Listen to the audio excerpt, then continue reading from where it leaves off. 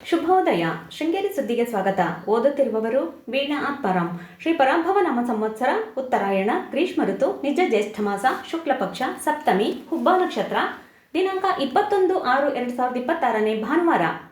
ಮುಖ್ಯಾಂಶಗಳು: ಸರಕಾರಿ ಪದವಿ ಪೂರ್ವ ಕಾಲೇಜಿನಲ್ಲಿ ಸಾಂಸ್ಕೃತಿಕ ಕ್ರೀಡಾ ಚಟುವಟಿಕೆ ಹಾಗೂ ಪ್ರತಿಭಾ ಪುರಸ್ಕಾರ. ಸುದ್ದಿಯ ವಿವರ: ಅವಕಾಶಗಳು ಬಂದಾಗ ಅದನ್ನು ಸದುಪಯೋಗಪಡಿಸಿಕೊಂಡು ಸರಕಾರದ ಯೋಜನೆಯ ಲಾಭ ಪಡೆದುಕೊಳ್ಳಬೇಕು ಎಂಬುದಕ್ಕೆ ಗ್ರಾಮೀಣ ಪ್ರತಿಭೆಯಾದ ಈ ಕಾಲೇಜಿನ ವಿದ್ಯಾರ್ಥಿನಿ ಅಶ್ವಿತಾ ಜಪಾನ್ ದೇಶಕ್ಕೆ ಹೋಗಿ ಬಂದಿರುವುದು ಸಾಕ್ಷಿಯಾಗಿದೆ ಎಂದು ಹೊಳೆಕೊಪ್ಪ ಸರಕಾರಿ ಪ್ರೌಢಶಾಲೆ ಮುಖ್ಯ ಶಿಕ್ಷಕ ಶಿವಕುಮಾರ್ ಹೇಳಿದರು. ಸರಕಾರಿ ಪದವಿ ಪೂರ್ವ ಕಾಲೇಜಿನಲ್ಲಿ ಶನಿವಾರ ಕಾಲೇಜಿನ ಸಾಂಸ್ಕೃತಿಕ ಕ್ರೀಡಾ ಚಟುವಟಿಕೆ ಪ್ರತಿಭಾ ಪುರಸ್ಕಾರ ಕಾರ್ಯಕ್ರಮದಲ್ಲಿ ಮಾತನಾಡಿದರು.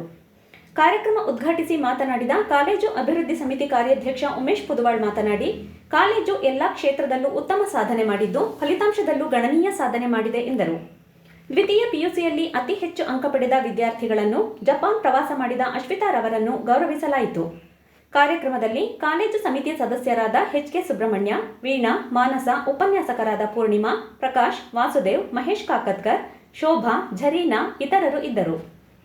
ದೇಶದಲ್ಲಿ 3ನೇ ಅವಧಿಗೆ ಪ್ರಧಾನಿಯಾಗಿ ದೇಶದ ಘನತೆ ಗೌರವವನ್ನು ವಿಶ್ವದಲ್ಲಿ ಗುರುತಿಸುವಂತೆ ಮಾಡಿದ ಪ್ರಧಾನಿ ನರೇಂದ್ರ ಮೋದಿ ಕೊಡುಗೆ ಅಪಾರವಾಗಿದೆ ಎಂದು ಎಸ್ಸಿ ಬಿಜೆಪಿ ರಾಜ್ಯ ವಕ್ತಾರ ಬಿ. ಶಿವಶಂಕರ್ ಹೇಳಿದರು.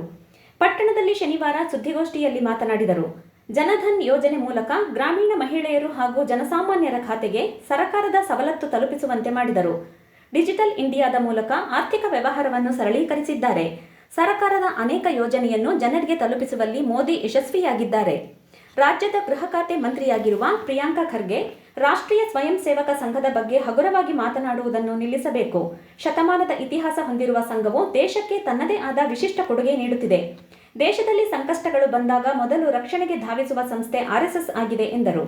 ಗೋಷ್ಠಿಯಲ್ಲಿ ಬಿಜೆಪಿ ಮುಖಂಡರಾದ ರಮೇಶ್, ಅಂಗುರುಡಿ ದಿನೇಶ್, ಯೋಗಪ್ಪ ಗೌಡ ಇದ್ದರು. ಮಾದಕ ದ್ರವ್ಯಗಳ ಸೇವನೆಯು ವ್ಯಕ್ತಿಯ ದೈಹಿಕ ಮತ್ತು ಮಾನಸಿಕ ಆರೋಗ್ಯದ ಮೇಲೆ ತೀವ್ರ ಹಾನಿ ಉಂಟು ಮಾಡುತ್ತದೆ. ಇದು ಮೆದುಳಿನ ನರಕೋಶಗಳನ್ನು ದುರ್ಬಲಗೊಳಿಸಿ ವ್ಯಸನಿಗಳನ್ನು ಆರ್ಥಿಕ ಸಂಕಷ್ಟಕ್ಕೆ ಅನುವು ಮಾಡಿಕೊಡುತ್ತದೆ ಎಂದು ಪೊಲೀಸ್ ಠಾಣೆಯ ಸಹಾಯಕ ಪೊಲೀಸ್ ಉಪನಿರೀಕ್ಷಕ ಸಿಆರ್ ಮೋಹನ್ ಕುಮಾರ್ ಹೇಳಿದರು.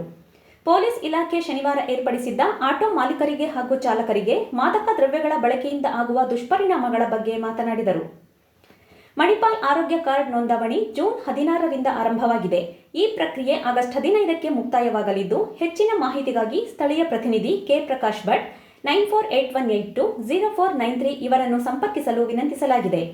ಪ್ರಧಾನ ಸಂಪಾದಕ ಕೆಎಲ್ ಗೋಪಾಲಕೃಷ್ಣ, ಸಹಕಾರ ಕೆವಿ ರಮೇಶ್, ತಾಂತ್ರಿಕ ಸಹಕಾರ ಮಿಥುನ್ ಗುಡ್ಡೇತೋಟ ಮತ್ತು ಸೌಮ್ಯ ವಿಜಯಕುಮಾರ್.